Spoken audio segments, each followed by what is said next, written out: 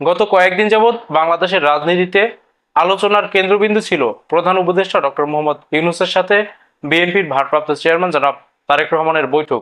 সেই বৈঠকটি অনুষ্ঠিত হয়েছে অত্যন্ত সৌহার্দ্যপূর্ণ পরিবেশে। সেই বৈঠক অনুষ্ঠিত হয়েছে এবং সেই বৈঠকটি সফল হয়েছে। এই বৈঠক সম্পর্কে আলাপ করার আগে সেই যে সৌহার্দ্যপূর্ণ পরিবেশ এবং দুজনের মধ্যকার কুশলাদি বিনিময়, সেটা নিয়ে আলাদাভাবে কথা বলা দরকার। তারেক রহমান প্রধান উপদেষ্টা যে হোটেলে বর্তমানে রয়েছে, সেই হোটেলের সামনে উপস্থিত হওয়ার পরে তাকে রিসিভ করার জন্য প্রেস সচিব শফিকুল আলম এবং আমাদের নিরাপত্তা উপদেষ্টা জনাব খলিলুর রহমান গিয়েছেন। তারা দুজনে গিয়ে তাকে সেখান থেকে রিসিভ করে হোটেলের রুমে নিয়ে এসেছেন। সেই যে কক্ষে দুজনের বৈঠক অনুষ্ঠিত হয়েছে, সেই কক্ষের বাইরে দাঁড়িয়ে প্রধান উপদেষ্টা তারেক রহমানকে নিজে স্বাগত জানিয়ে তারপরে ভেতরে নিয়ে গেছেন। দুজনের কুশলাদি বিনিময়ের মধ্যে তারেক রহমান তার মায়ের পক্ষ থেকে চিফ অ্যাডভাইজারকে সালাম জানিয়েছেন। প্রধান উপদেষ্টা সেই সালামের জবাব দিয়েছেন। প্রধান উপদেষ্টা জনাব তারেক রহমানের ফাদার ফিগার সমতুল্য। তিনি জনাব তারেক রহমানকে তার সন্তানতুল্য হিসেবে বিবেচনা করে সেখানে আলাপ করেছেন, সেখানে কথা বলেছেন। একটা ফর্মাল মিটিংয়ে তিনি ইনফর্মালি যেভাবে কথা বলার কথা ঠিক সেভাবেই কথা বলেছেন। মনে হয়েছিল একটা ঘরোয়া বৈঠক। তিনি তারেক রহমানকে তুমি বলে সম্বোধন করেছেন। যাই হোক, এরপরে বৈঠকের আলাপে আসি। দীর্ঘ একটা বৈঠক হয়েছে। প্রাথমিক পর্যায়ে সবার উপস্থিতিতে দুজনের মধ্যে বৈঠক হয়েছে এবং 1.5 ঘন্টা ব্যাপী 1-to-1 বৈঠক হয়েছে।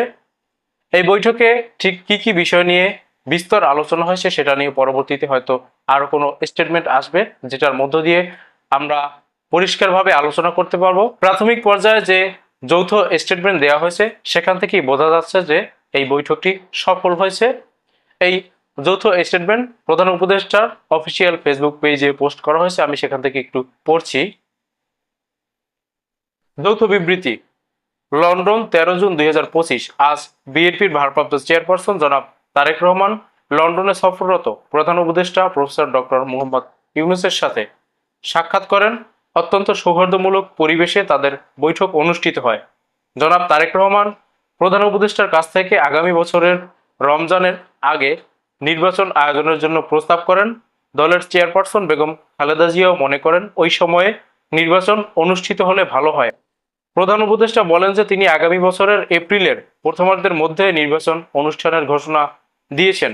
সকল প্রস্তুতি সম্পন্ন করা গেলে 2026 সালের রমজান শুরু হওয়ার আগের সপ্তাহেও নির্বাচন আয়োজন করা যেতে পারে।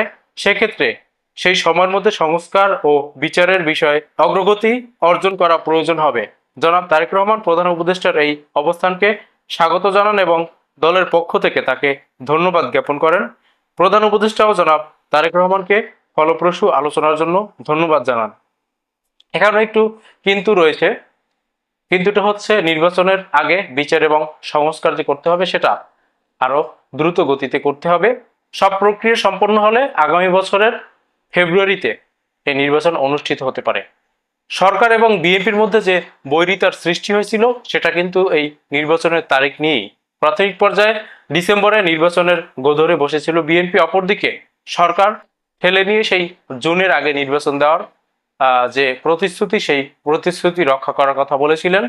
পরবর্তীতে প্রধান উপদেষ্টা যখন তারিখ ঘোষণা দিলেন যে এপ্রিলের প্রথমার্ধে নির্বাচন, তখন এই পরিস্থিতি আরো উত্তপ্ত হয়ে উঠল। এখন এই বৈঠকের মধ্য দিয়ে একটা সুরাহা এসেছে। বিএনপি তারা ডিসেম্বর থেকে আগেই সরে এসেছিল। খালেদা জি এবং তারেক রহমানের পক্ষ থেকে যে প্রস্তাব দেওয়া হয়েছে সেই প্রস্তাব অনুযায়ী এই নির্বাচন হতে যাচ্ছে আপাত দৃষ্টিতে এটা মনে হচ্ছে। এবং এই কথা যদি হলে যায়, প্রধান উপদেষ্টা জনাব তারেক রহমানকে যে আশ্বস্ত করেছেন সেই অনুযায়ী যদি নির্বাচন হয়, তাহলে মেজর যে রাজনৈতিক সংকটগুলো হয়েছিল ইতিপূর্বে সেই সংকট কেটে গেছে বলা যায়। তবে রাজনৈতিক সব সংকট কেটে গেছে সেটা বলা যাবে না। কেন বলা যাবে না? কারণ হচ্ছে এই যে নির্বাচনের তারিখ ঘোষণা, সেটা নিয়ে বিভিন্ন রাজনৈতিক দল বিভিন্ন ধরনের প্রতিক্রিয়া ব্যক্ত করছে। এখানেই ঝামেলাটা বাঁধছে। একটা পক্ষ আগে থেকেই এই নির্বাচন পিছিয়ে নেওয়ার জন্য মুখিয়ে ছিল। সেই পক্ষ এপ্রিলের নির্বাচনকেও সঠিকভাবে মেনে নিতে পারেনি। তারা যদি কিন্তু যোগ করেছে, যে যদি কিন্তু প্রধান উপদেষ্টা নিজেও যোগ করে দিয়েছিলেন। এবার এই যে ফেব্রুয়ারি নির্বাচনের ঘোষণা, সেটা সরাসরি তারা বিরোধিতা করেছেন। পরিষ্কার করে বলি, এনসিপির নেতারা এই যে তারিখ ঘোষণা এবং প্রধান উপদেষ্টার সাথে জনাব তারেক রহমানের বৈঠক, সেটা নিয়ে তীব্র বিরোধিতা করেছেন। তারা নানা ধরনের মন্তব্য ব্যক্ত করেছেন। আমি তাদের মন্তব্যগুলো খুব সংক্ষেপে একটু পড়ছি। নাসিরুদ্দিন পাটোয়ারির একটা মন্তব্য নিয়ে 21 টেলিভিশন একটা শিরোনাম করেছে, বিদেশে নির্বাচন আলোচনা মেনে নেবে না এনসিপি, নাসিরুদ্দিন পাটোয়ারি। যমুনা টেলিভিশনের একটা শিরোনাম হচ্ছে, একটি দলকে খুশি করতে ভোট এগিয়ে আনা হয়েছে, নাসিরুদ্দিন পাটোয়ারি। এরপরে সরোয়ার তুষারের মন্তব্য হচ্ছে, একক ব্যক্তির সাথে আলোচনা করে জাতীয় বিষয়ে সিদ্ধান্ত নেওয়াটা আশানুরূপ হয়নি। নাসিরুদ্দিন পাটোয়ারির আরো একটা মন্তব্য হচ্ছে, সরকার যে বিএনপির পক্ষে কাজ করছে বৈঠকে ফুটে উঠেছে। নাসিরুদ্দিন পাটোয়ারি তার যে মন্তব্যগুলো করেছেন সেখানে তিনি এটার সম্পূর্ণ বিরোধিতার ইঙ্গিত দিয়েছেন। তিনি বলেছেন যে নির্বাচন বিচার প্রক্রিয়া এবং নতুন সংবিধান প্রণয়নের ক্ষেত্রে এই সরকার যদি সদিচ্ছা না দেখায় তাহলে তারা দ্বিতীয় আরেকটা গণঅভ্যুত্থানের আয়োজন করবে। তার মানে এই যে সংকট, সেই সংকট এখনো রয়ে গেছে। নির্বাচন নিয়ে প্রধান উপদেষ্টা এবং তারেক রহমানের মধ্যকার বৈঠকের মধ্য দিয়ে বিএনপি এবং সরকারের মধ্যকার যে গভীর সংকট তৈরি হয়েছিল সেই সংকট শেষ হয়েছে, কিন্তু এনসিপি এখন নতুন করে সংকট বাঁধাতে যাচ্ছে। এখন এই সংকট কতটা ঘনীভূত হবে সেটা হচ্ছে পরিস্থিতির উপরে নির্ভর করবে। এনসিপি আসলে সেই রকম অর্থে কোনো শক্তি না যে শক্তি সরকারকে খুব বেশি চাপে ফেলতে পারবে। চাপে কারা ফেলে? চাপে ফেলে সরকারের অভ্যন্তরে ডিফেক্ট আরো কিছু চিফ অ্যাডভাইজার রয়েছে, তারা সরকারকে চাপে ফেলতে পারে। বেশ কিছুদিন আগে প্রধান উপদেষ্টার সাথে অধ্যাপক আলী রিয়াজ, ডক্টর বদিউল আলম মজুমদার এবং মনির হায়দার দেখা করেছিলেন। সেখান থেকে দেখা করে এসে তারা প্রেস ব্রিফিং এ জানিয়েছিলেন যে প্রধান উপদেষ্টা ডিসেম্বরের মধ্যে নির্বাচন আয়োজনের জন্য সব প্রক্রিয়া সম্পন্ন করছেন। পরবর্তীতে চাপে ফেলে সেই স্টেটমেন্টকে পরিবর্তন করা হয়, সেখানে প্রিন্টের ভুল হয়েছে সেটা বলা হয় এবং বলা হয় প্রধান উপদেষ্টা ডিসেম্বর থেকে জুন পর্যন্ত এই মাইলস্টোন দিয়েছেন। তার মানে প্রধান উপদেষ্টা যে নির্বাচনের কথা বলছেন অমুক তারিখে নির্বাচন হবে, সেটাই শেষ কথা নয়, তাকে চাপে ফেলা হতে পারে সরকারের মধ্য দিয়ে।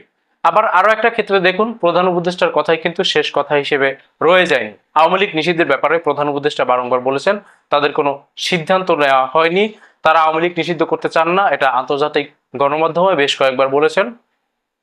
দেখা গেল আওয়ামী লীগের কার্যক্রম এই সরকার নিষিদ্ধ করতে বাধ্য হয়েছে। হাসনাত আব্দুল্লাহ কিছু লোকজন নিয়ে যমুনার সামনে জড়ো হলেন, সেখানে একটা মব সৃষ্টি হলো। সেই মব পরবর্তীতে শাহবাগে গিয়ে রাস্তাঘাট ব্লকেট করে দিলেন। পরবর্তীতে বাধ্য হয়ে এই সরকার আওয়ামী লীগকে নিষিদ্ধ করেছে। এখন সরকারের মধ্যে থেকে এই ধরনের কোনো চাপ যদি আসে কিংবা বাইরে থেকে বড় ধরনের কোনো চাপ যদি উপলব্ধি করতে পারে তাহলে এই জায়গা থেকে সরেও আসতে পারে সরকার। তাহলে বিএনপির খুব বেশি খুশি হওয়ার কিছু নেই। বিএনপির সবাই দেখছি অত্যন্ত সন্তুষ্টি প্রকাশ করেছেন। সেখান থেকে বেরিয়ে এসে জনাব আমির খসরু মাহমুদ চৌধুরী তিনি অত্যন্ত সন্তুষ্টি প্রকাশ করেছেন যে প্রেস ব্রিফিং হয়েছে সেখানে। তারপরে মির্জা ফখরুল ইসলাম আলমগীরকে দেখলাম, তিনিও অত্যন্ত সন্তুষ্টি প্রকাশ করেছেন। তিনি আগে যে বলেছিলেন রাজনীতির টার্নিং পয়েন্ট, সেই টার্নিং পয়েন্ট হয়েছে বলে তিনি মনে করছেন। কিন্তু এই যে ভেতরগত যে চাপগুলো সৃষ্টি হতে পারে সেগুলো সরকারকে আবারও টালমাটাল করে ফেলতে পারে, সেজন্য খুব বেশি আশাবাদী হওয়ার প্রয়োজন নেই। আমি মনে করি বিএনপির আগের মতো এখনো শক্ত অবস্থানে থাকা উচিত, নয়তো এই এনসিপি এবং তাদের সাথে সরকারের ভেতরের এবং বাইরে থেকে আরো কেউ কেউ যুক্ত হয়ে পরিস্থিতি আবারও ঘোলাটে করে ফেলতে পারে। এনসিপির একক শক্তি নেই, যেটা বললাম, আবারও বলছি, এনসিপি এককভাবে কোনো কিছু করতে পারবে না। আওয়ামী লীগ কৃষিদের ক্ষেত্রেও কজন লোক নিয়ে তারা গিয়েছিল সেটা আমরা দেখেছি। বিএনপিকে প্রতিহত করার জন্য তারা নির্বাচন কমিশনের সামনে, নির্বাচন কমিশন ভবনের সামনে যে অবস্থান কর্মসূচি পালন করেছিল সেটাও আমরা দেখেছি, খুব বড় কিছু নয়। কিন্তু আওয়ামী লীগ নিষিদ্ধের ব্যাপারে, আওয়ামী লীগের কার্যক্রম নিষিদ্ধের ব্যাপারে তাদের কর্মসূচি সফল হয়েছে। আনঅফিসিয়ালি জামাত নেতা শফিকুল ইসলাম মাসুদ কিছু লোকজন নিয়ে সেখানে উপস্থিত হয়েছিলেন, সেই সাথে আরো কিছু ইসলামী রাজনৈতিক দল এবং এক্সট্রিমিস্ট কিছু ইসলামী রাজনৈতিক দল সেখানে সংযুক্ত হয়েছিল, যে কারণে জনসমাগমটি একটু বেশি দেখা যাচ্ছিল। তবে এবারকার ক্ষেত্রে এমনটা হবে সেটাও আমার মনে হচ্ছে না, কেননা ইসলামী আন্দোলন তাদের প্রতিক্রিয়া ব্যক্ত করেছে, তারা এখানে অত্যন্ত খুশি। জামাত ইসলামী এখন পর্যন্ত কোনো প্রতিক্রিয়া ব্যক্ত করেনি, কিন্তু জামাত ইসলামী আগে যে নির্বাচনের তারিখ ঘোষণা হয়েছিল সেখানেও বিজয়ী হয়েছিল। এখন যে তারিখের কথা বলা হচ্ছে, প্রধান উপদেষ্টা যে ফেব্রুয়ারির প্রথমার্ধে নির্বাচনের কথা বলছেন, সেখানেও জামাত ইসলাম বিজয়ী। কেননা জামাত ইসলামী 2টা তারিখের কথা বলেছিল ফেব্রুয়ারির প্রথমার্ধে, অর্থাৎ রমজানের আগে কিংবা রমজানের পরে এপ্রিলের প্রথমার্ধে। দুটো তারিখই তাদের প্রস্তাবিত সময়ের সাথে মিলে গেছে, তাদের এখানে আপত্তি করার কথা না। আর এই ইসলামী আন্দোলন, জামাত সহ কিছু ইসলামী রাজনৈতিক দল যদি এখানে যুক্ত না হয়, সরকার যদি এনসিপির সাথে বায়াস না হয়, তাহলে এনসিপি টুকটাক 2-4 জন নেতাকর্মী নিয়ে যে ঝামেলা বাঁধাবে, সেটা বড় কিছু হবে না। যাই হোক, সবকিছু মিলিয়ে এই বৈঠক সফল হয়েছে। রাজনীতির মেজর যে সংকট, সেই সংকটগুলো কেটে গেছে, ক্ষুদ্র কিছু সংকট রয়ে গেছে।